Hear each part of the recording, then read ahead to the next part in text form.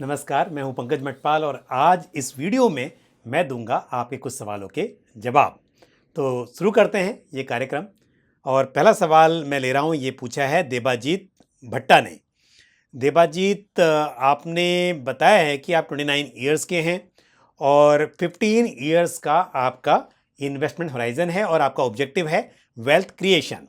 और last 2.5 years से आप ऑलरेडी इन्वेस्ट कर रहे हैं और पहले आपने 15,000 पर मंथ की एसआईपी की थी शुरुआत में और अब उसे बढ़ाकर आपने 21,000 पर मंथ कर दिया है। और आपने ये भी बताया है कि अब आप इसे बढ़ाकर 30,000 करना चाह रहे हैं अगले महीने से। और आपके पास जो स्कीम्स हैं उनके नाम आपने बताएं। आप जानना चाहते हैं कि किस तरह से और कौन सी स्कीम में आपको एसआईपी अमाउंट बढ़ाना चाहिए। और साथ में आपका सवाल ये भी है कि जो स्मॉल कैप फंड्स आपके पोर्टफोलियो में हैं उनकी परफॉर्मेंस से आप संतुष्ट नहीं हैं। आप जानना चाहते हैं कि आपको क्या करना चाहिए। और आपके पास है ICICI prudential blue chip fund जिसमें 5,000 पर मंथ की आप एसआईपी कर रहे हैं। पराग पारिक फ्लेक्सी कैप फंड में 5,000 per month, quant mid cap fund में 4,500 per month, Canara Robeco small cap fund में 4,000 पर मंथ और एसबीआई स्मॉल कैप फंड में भी आप एसआईपी कर रहे हैं 1,500 per month. Nippon India index S&P BSc Sensex plan में 1,000 पर मंथ। देखिए, पहली बात तो यह है कि लार्ज कैप में आपके पास दो फंड हैं, एक एक्टिव फंड और एक पैसिव फंड। साथ ही जो पराग पारिक फ्लेक्सी कैप फंड है इसका भी मेजर एलोकेशन लार्ज कैप में है। तो लार्ज कैप में आपका काफ़ी एलोकेशन है और जबकि आपका जो पोर्टफोलियो है लॉन्ग टर्म है। इस वक्त यदि देखा जाए तो लार्ज कैप की वैल्यूएशंस ठीक हैं जबकि मिड कैप और स्मॉल कैप की वैल्यूएशंस थोड़ी एक्सपेंसिव हैं। लेकिन लॉन्ग टर्म में हम जानते हैं कि स्मॉल कैप और मिड कैप में ज़्यादा पोटेंशियल है ग्रोथ का। तो ये बात देखते हुए मैं कहूँगा कि आपको मिड कैप और स्मॉल कैप में एक्सपोजर बढ़ाना चाहिए। एक तो आप Nippon India S&P BSc Sensex plan जिसमें सिर्फ 1,000 रुपीज़ की एसआईपी कर रहे हैं उसे आप बंद कर सकते हैं क्योंकि ऑलरेडी आपका एक्सपोजर लार्ज कैप में काफ़ी है। दूसरी बात, साथ ही एसबीआई स्मॉल कैप फंड में भी आप अपनी एसआईपी रोक सकते हैं। और अब क्योंकि एसआईपी यहाँ पर आप बंद भी कर रहे हैं और साथ ही आप 9,000 रुपीज़ से अपनी एसआईपी अमाउंट को बढ़ाना चाहते हैं, तो एक तो सुझाव ये है कि आप एक इंटरनेशनल इंडेक्स फंड को अपने पोर्टफोलियो में शामिल कीजिए और ऐसे में आईसीआईसीआई प्रूडेंशियल नैस्डैक 100 फंड मेरे हिसाब से एक अच्छी चॉइस हो सकती है। तो 5,000 रुपीज़ की एसआईपी आप इस स्कीम में कर सकते हैं। दूसरा, क्वांट मिड कैप फंड में अभी फिलहाल 4,500 की एसआईपी कर रहे हैं, उसे भी आप बढ़ाकर 6,000 कर सकते हैं। और Canara Robeco small cap fund, हालांकि आप संतुष्ट नहीं हैं परफॉर्मेंस से, लेकिन मैं कहूँगा कि आप इसमें फिलहाल बने रहिए और मुझे उम्मीद है कि आने वाले समय में ये बेहतर परफॉर्म कर पाएगा। तो इसमें आप 1,000 रुपीज़ और बढ़ा लें और बाकी जो पैसे बचे उन्हें आप एक मल्टी कैप फंड में इन्वेस्ट कर सकते हैं और यहाँ पर कोटक मल्टी कैप फंड एक अच्छी चॉइस हो सकती है। अगला सवाल जो मैं ले रहा हूँ ये पूछा है श्रेया मेहरोत्रा ने और श्रेया जानना चाहती हैं कि ईटीएफ और फंड ऑफ फंड में क्या डिफरेंस है और लॉन्ग टर्म के लिए क्या बेहतर रहेगा। तो ईटीएफ यानी कि एक्सचेंज ट्रेडेड फंड काफ़ी हद तक म्यूचुअल फंड की तरह है क्योंकि ये भी एक portfolio of shares and securities में इन्वेस्ट करता है, यानी कि यहाँ पर आपको डाइवर्सिफिकेशन मिलता है। लेकिन ये काफ़ी हद तक शेयर जैसा है क्योंकि जिस तरह से शेयर्स रियल टाइम बेसिस पर ट्रेड किए जा सकते हैं उसी तरह से ईटीएफ को भी आप ट्रेडिंग आवर्स में रियल टाइम बेसिस पर खरीद और बेच सकते हैं। ये मैंने वीडियो में एक्सप्लेन भी किया है जिस वीडियो पर आपने सवाल पूछा है।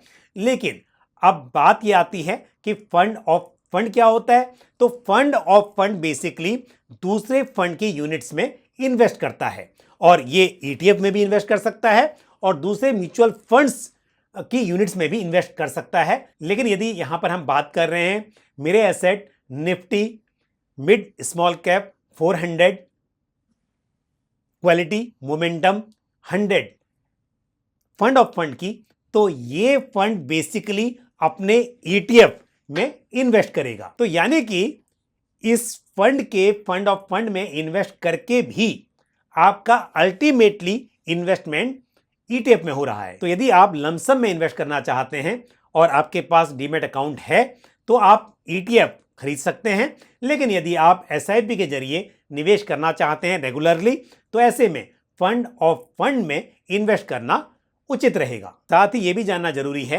कि जब आप ETF में इन्वेस्ट करते हैं तो ETF का बेशक एक एक्सपेंस रेशियो रहेगा, और जब आप फंड ऑफ फंड में करते हैं तो यहां पर ETF का जो एक्सपेंस है वो तो है ही है, उसके साथ फंड ऑफ फंड जो म्यूचुअल फंड स्कीम है बेसिकली उसका भी एडिशनल एक्सपेंस रेशियो होगा। तो फंड ऑफ फंड में इन्वेस्ट करने पर आपका एक्सपेंस रेशियो बढ़ जाता है। लेकिन हाँ, ये बात भी समझनी होगी कि जब आप ETF में इन्वेस्ट करते हैं तो डीमैट अकाउंट होना जरूरी है, और डीमैट के भी मेंटेनेंस चार्जेस और फिर साथ ही जब आप यूनिट्स को बाय और सेल करते हैं उसके लिए भी आपका एक्सपेंस होता है, जो कि म्यूचुअल फंड बाय करते समय आपका एडिशनल एक्सपेंस नहीं है। यानी कि जो फंड ऑफ फंड का एक्सपेंस रेशियो है और साथ ही जो ETF का एक्सपेंस रेशियो है वो आपको चुकाना होता है। तो आप सिर्फ इस बात के आधार पर लॉन्ग टर्म के लिए इन्वेस्ट करें कि यदि आपको लमसम करना है एक साथ और डीमैट अकाउंट है तो आप ETF में कर लें, और यदि आपको SIP करनी है तो फिर आप फंड ऑफ फंड का चुनाव करें। अब लेते हैं अमरेश चक्रवर्ती का सवाल, और अमरेश जानना चाहते हैं कि HDFC रिटायरमेंट फंड और बैलेंस एडवांटेज फंड में क्या फर्क है। तो बैलेंस एडवांटेज फंड एक कैटेगरी है और ये एक ऐसी हाइब्रिड फंड की कैटेगरी है जहां पर इक्विटी और डेट दोनों ही एसेट क्लासेस में इन्वेस्ट किया जाता है, लेकिन इक्विटी में कितना एलोकेशन होगा और डेट में कितना एलोकेशन होगा ये फंड मैनेजर्स तय करते हैं। यानी कि सिचुएशन के आधार पर यह तय किया जाता है कि कितना एलोकेशन इक्विटी में किया जाए और कितना डेट में किया जाए, और रूल बेस्ड तरीके से ये एक मॉडल के तहत इन्वेस्टमेंट होता है और समय समय पर यहां पर पोर्टफोलियो की रीबैलेंसिंग भी की जाती है। तो यानी कि यदि इक्विटी मार्केट के लिए समय सुटेबल है तो फिर ऐसे में इक्विटी में एलोकेशन अधिक होगा, और यदि सुटेबल नहीं है तो फिर एलोकेशन इक्विटी में कम करके डेट में बढ़ा दिया जाएगा। तो यहां पर ग्रोथ के साथ साथ रिस्क मैनेज करने पर भी ध्यान दिया जाता है। और अब बात करते हैं रिटायरमेंट फंड की। तो रिटायरमेंट फंड बेसिकली एक सॉल्यूशन ओरिएंटेड फंड की कैटेगरी है, यानी कि ऑब्जेक्टिव है यहां पर रिटायरमेंट के लिए पैसे बचाना और इन्वेस्ट करना। लेकिन क्योंकि यहां पर आपने बात की है HDFC रिटायरमेंट सेविंग्स फंड की, तो मैं आपको बता दूं कि यहां पर 3 चॉइसेस हैं। जरूरी नहीं है कि हर फंड हाउस के पास मल्टीपल चॉइसेस हों, लेकिन यहां पर 3 चॉइसेस हैं।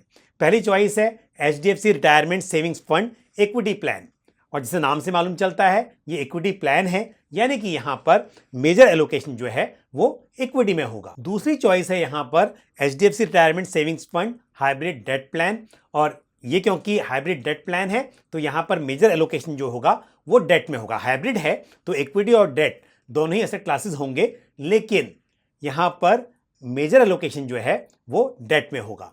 और थर्ड चॉइस है आपके पास HDFC retirement savings fund hybrid equity plan, और ये क्योंकि हाइब्रिड इक्विटी प्लान है तो यहां पर मेजर एलोकेशन आपका इक्विटी में होगा, यानी कि मिनिमम एलोकेशन जो है इक्विटी में वो 65% होगा और बाकी जो एलोकेशन होगा वो डेट में होगा। तो यहां पर प्योर इक्विटी और कंजर्वेटिव हाइब्रिड यानी कि जो कि डेट हाइब्रिड प्लान है, और साथ ही इक्विटी हाइब्रिड यानी कि अग्रेसिव हाइब्रिड प्लान, ये 3 चॉइसेस आपके पास अवेलेबल हैं। तो आपने पूछा था कि कैसे अलग है, मैंने आपको एक्सप्लेन कर दिया।